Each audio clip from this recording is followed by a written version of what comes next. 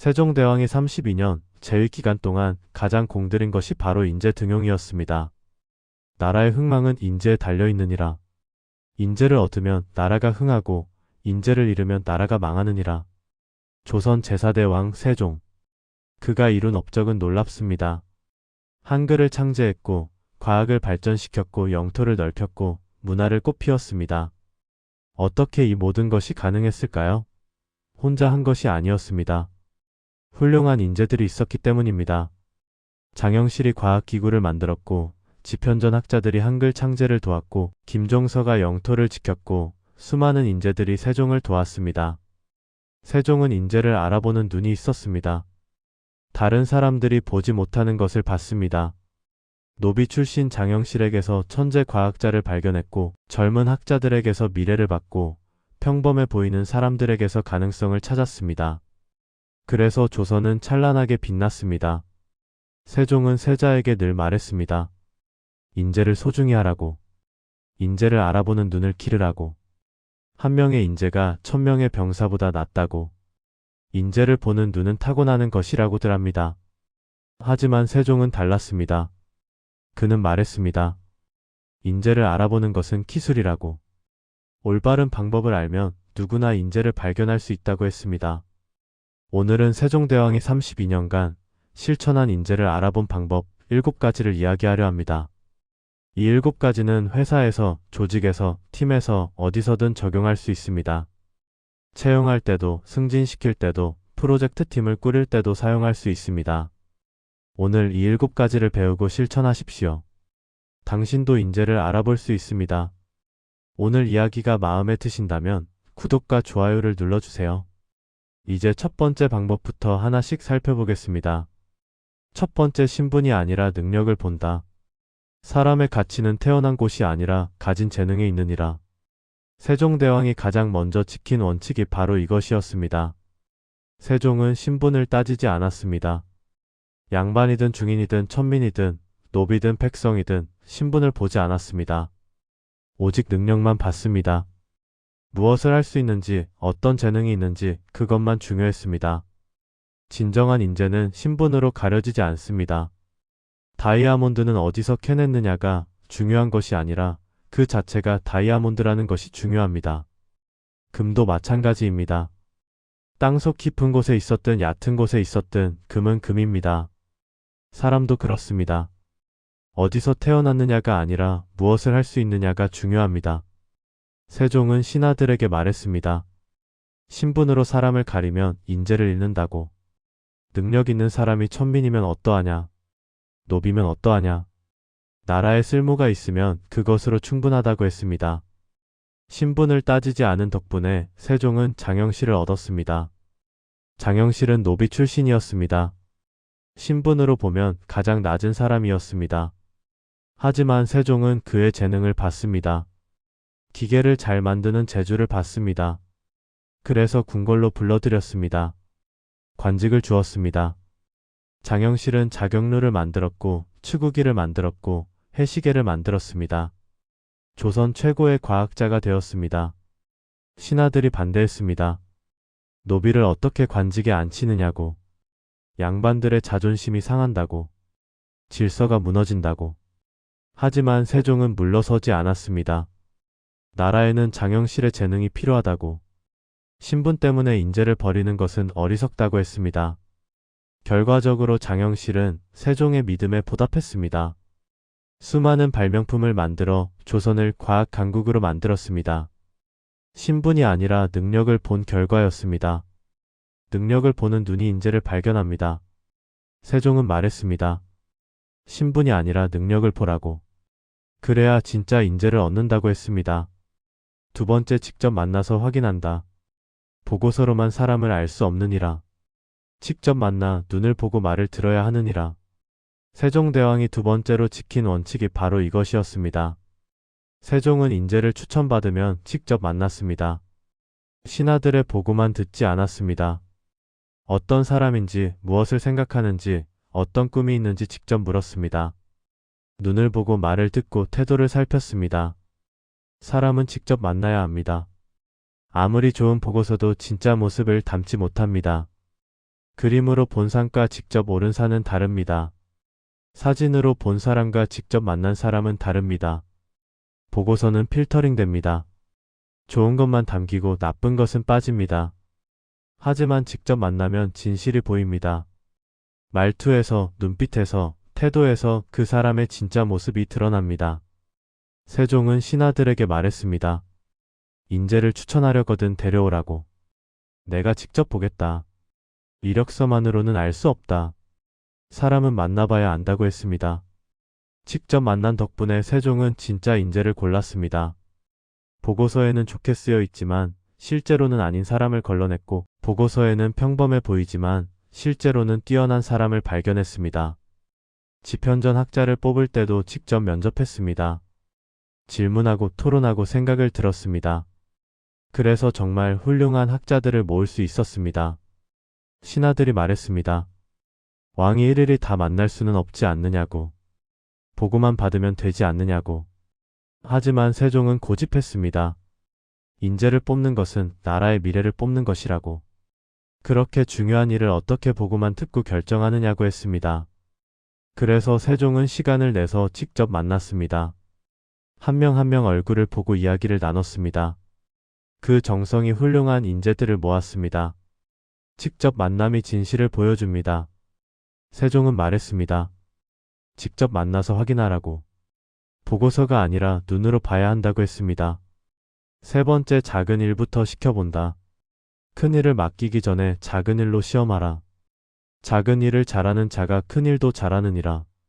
세종대왕이 세 번째로 지킨 원칙이 바로 이것이었습니다. 세종은 인재를 발견하면 바로 큰 일을 맡기지 않았습니다. 먼저 작은 일을 시켰습니다. 어떻게 하는지 지켜봤습니다. 책임감이 있는지, 꼼꼼한지, 끝까지 하는지 확인했습니다. 작은 일을 제대로 하면 그때 큰 일을 맡겼습니다. 작은 일이 큰 일의 시험입니다. 나무를 보면 열매를 알 수 있듯 작은 일을 보면 큰 일의 결과를 예측할 수 있습니다. 작은 그릇도 제대로 못 만드는 사람이 큰 그릇을 만들 수 없습니다. 작은 건물도 제대로 못 짓는 사람이 큰 건물을 지을 수 없습니다. 작은 일을 성실하게 하는 사람이 큰 일도 성실하게 합니다. 세종은 신하들에게 말했습니다. 처음부터 큰 일을 맡기지 말라고. 작은 일로 그 사람을 시험하라. 작은 일을 잘하면 큰 일도 잘할 것이고, 작은 일을 못하면 큰 일도 못할 것이라고 했습니다. 작은 일부터 시킨 덕분에 세종은 인재를 제대로 평가했습니다. 말만 그럴듯한 사람을 걸러냈고 진짜 실력 있는 사람을 발견했습니다. 장영실도 처음에는 작은 기계를 만들게 했습니다. 제대로 하는 것을 확인한 후에 큰 프로젝트를 맡겼습니다. 그래서 실패가 적었습니다. 어떤 신하는 물었습니다. 인재를 뽑았으면 바로 큰 일을 맡겨야 하지 않느냐고. 작은 일을 시키면 인재가 섭섭해하지 않느냐고. 하지만 세종은 대답했습니다. 진짜 인재는 작은 일도 성실히 한다고. 작은 일을 대충 하는 사람은 진짜 인재가 아니라고 했습니다. 그래서 모든 신하에게 작은 일부터 맡겼습니다. 거기서 성실함을 보이면 점점 큰 일을 맡겼습니다. 단계적으로 키운 것입니다. 작은 일이 큰 인재를 검증합니다. 세종은 말했습니다. 작은 일부터 시켜보라고. 거기서 그 사람의 진가가 드러난다고 했습니다. 여기까지 세 가지를 살펴봤습니다. 신분이 아니라 능력을 보고 직접 만나서 확인하고 작은 일부터 시켜보는 것. 인재를 보는 눈입니다. 이제 인재를 키우는 네 가지 방법을 살펴보겠습니다. 네 번째, 전문성을 존중한다. 각 분야의 전문가를 믿고 맡기라. 왕이라고 모든 것을 아는 것이 아니니라. 세종대왕이 네 번째로 지킨 원칙이 바로 이것이었습니다. 세종은 전문가를 존중했습니다. 과학은 장영실에게, 음악은 박연에게, 농업은 농사 전문가에게, 법은 법률 전문가에게 맡겼습니다. 자기가 다 하려 하지 않았습니다. 전문가를 신뢰하고 권한을 주고 지원했습니다. 전문가를 존중하는 것이 조직을 강하게 만듭니다. 한 사람이 모든 것을 잘할 수는 없습니다. 백과사전이 모든 것을 알지만 얕게 아는 것처럼 모든 것을 하려는 사람은 모든 것을 얕게 합니다. 하지만 각 분야 전문가는 깊이 압니다. 그들을 믿고 맡기면 최고의 결과가 나옵니다. 세종은 신하들에게 말했습니다. 내가 왕이라고 모든 것을 아는 것이 아니다라고. 과학은 장영실이 나보다 잘 안다. 음악은 박연이 나보다 잘 안다. 그들을 믿고 맡겨라. 간섭하지 말고 지원하라고 했습니다.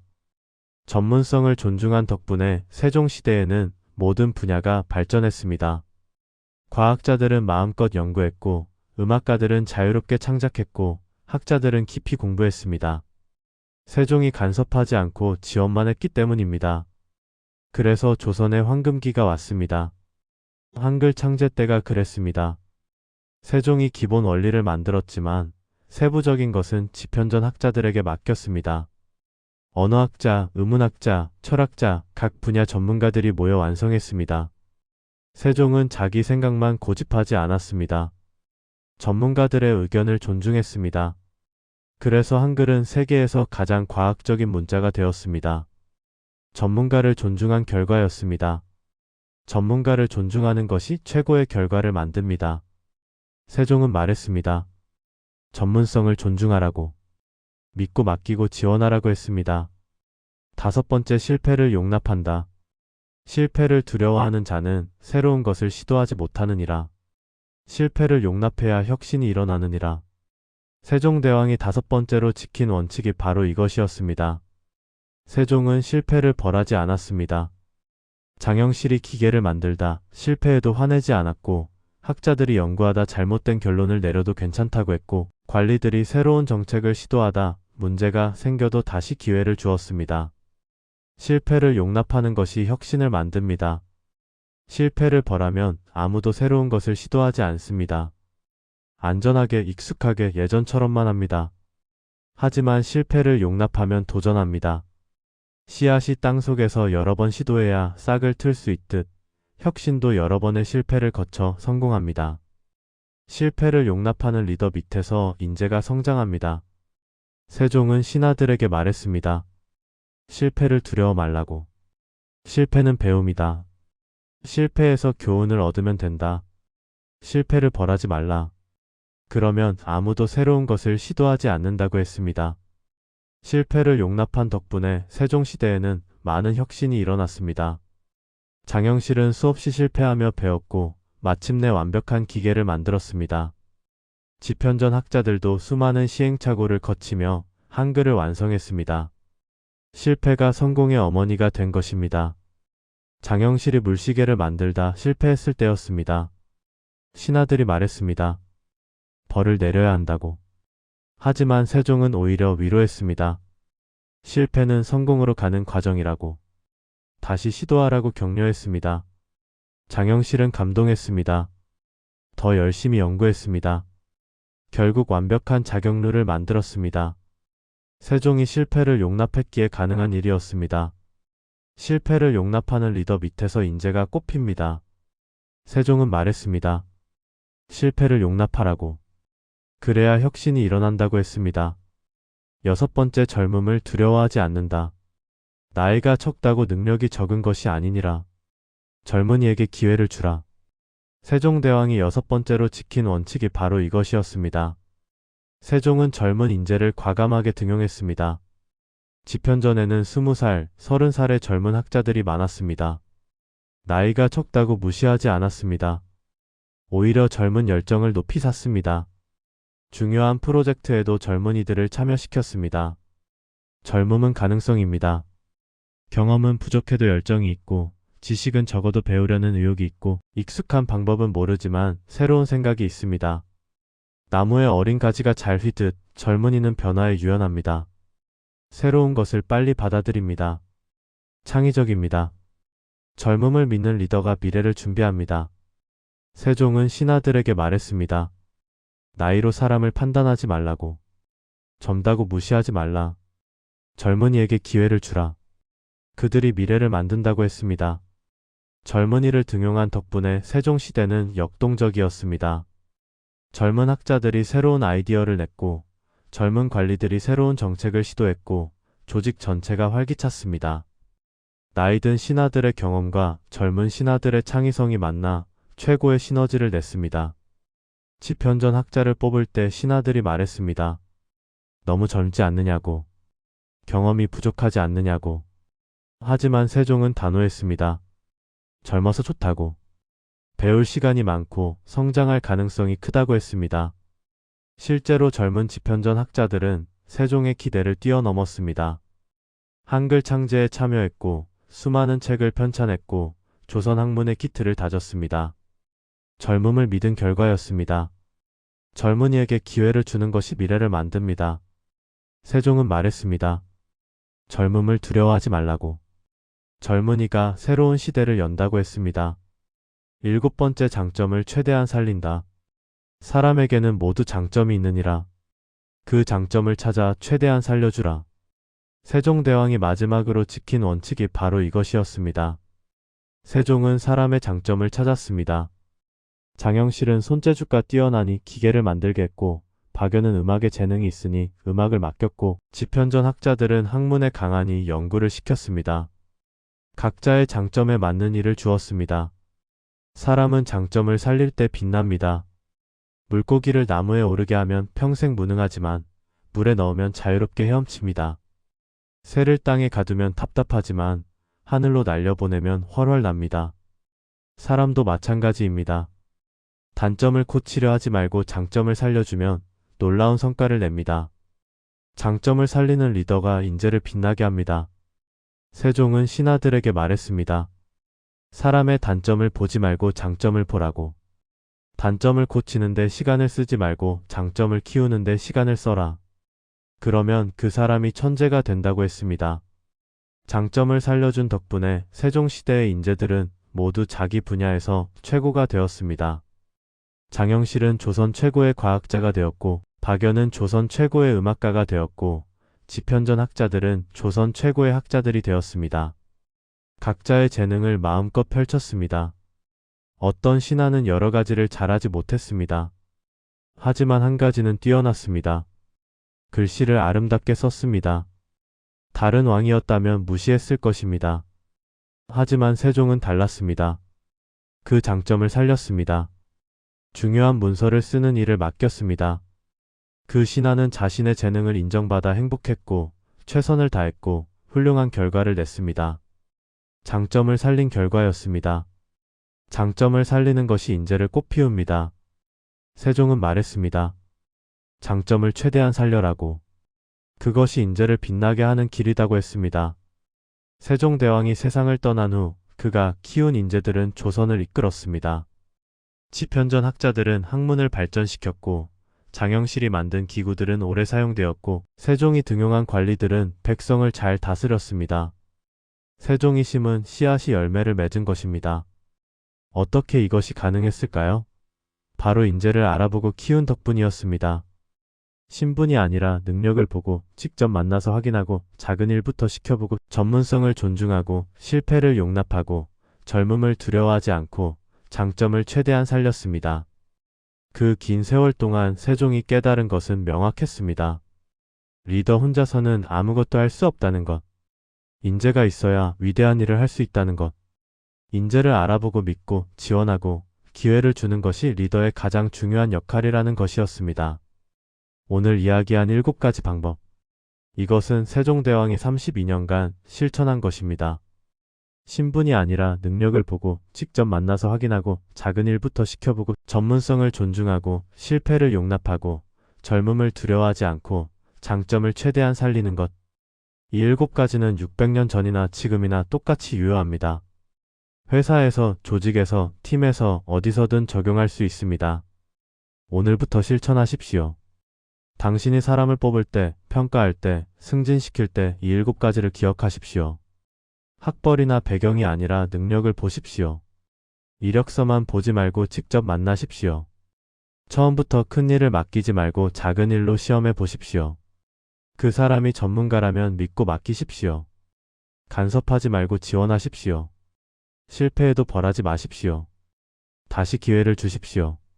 젊다고 무시하지 마십시오. 과감하게 기회를 주십시오. 그리고 각자의 장점을 찾아 살려주십시오. 단점을 고치려 하지 말고 장점을 키우십시오. 이렇게 하면 당신도 인재를 알아보고 키울 수 있습니다. 당신의 조직이 강해집니다. 세종은 세자에게 말했습니다. 왕의 가장 중요한 일은 인재를 얻는 것이다라고. 훌륭한 인재 한 명이 평범한 사람 1000명보다 낫다. 인재를 알아보는 눈을 길러라. 신분이나 배경을 보지 말라. 능력을 보라. 보고만 듣지 말라. 직접 만나라. 처음부터 큰 일을 맡기지 말라. 작은 일로 시험하라. 전문가를 존중하라. 믿고 맡겨라. 실패를 벌하지 말라. 실패해서 배우게 하라. 젊다고 무시하지 말라. 젊은이가 미래를 만든다. 그리고 각자의 장점을 살려라. 단점을 코치려 하지 말라. 이것이 인재를 얻는 방법이다. 이것을 지키면 훌륭한 인재들이 모여들 것이다. 그들이 나라를 빛낼 것이다라고 했습니다. 지금 이 순간부터 시작하십시오. 당신의 팀에 인재가 필요합니까? 이 7가지로 찾아보십시오. 이력서만 보지 마십시오. 직접 만나십시오. 학벌을 보지 마십시오. 무엇을 할 수 있는지 보십시오. 처음부터 큰 프로젝트를 맡기지 마십시오. 작은 일로 테스트해 보십시오. 전문가에게는 권한을 주십시오. 마이크로 매니징 하지 마십시오. 실수해도 괜찮다고 하십시오. 다시 시도하게 하십시오. 젊다는 이유로 주저하지 마십시오. 과감하게 기회를 주십시오. 그리고 각 사람의 강점을 찾으십시오. 그 강점을 최대한 활용하십시오. 이렇게 하면 반드시 인재를 얻습니다. 세종이 그랬습니다. 당신도 할 수 있습니다. 세종은 세상을 떠나며 이렇게 말했습니다. 내가 이룬 것은 내 힘이 아니다. 훌륭한 인재들 덕분이다. 장영실이 있었고 지편전 학자들이 있었고 수많은 신하들이 있었다. 내가 한 것은 그들을 알아보고 믿고 지원한 것뿐이다. 신분을 따지지 않고 능력을 받고 직접 만나 확인했고 작은 일부터 시켰고 전문성을 존중했고 실패를 용납했고 젊음을 믿었고 장점을 살렸다. 그랬더니 그들이 기적을 만들었다. 인재가 나라를 만든다. 당신도 인재를 알아보라. 그들이 당신의 조직을, 당신의 꿈을 이룰 것이다. 당신이 훌륭한 인재들과 함께하기를 바랍니다. 오늘 이야기가 인재를 알아보는데 작은 도움이라도 되었기를 바랍니다. 오늘 이야기가 당신의 마음에 작은 울림이라도 전해졌다면 정말 감사합니다. 구독 버튼을 눌러주시고 좋아요 마음을 나눠주세요. 알림 설정까지 해주시면 더욱 좋겠습니다. 댓글로 당신의 인재 경영 경험도 들려주세요. 그 작은 나눔이 또 다른 분들에게 영감이 될 것입니다.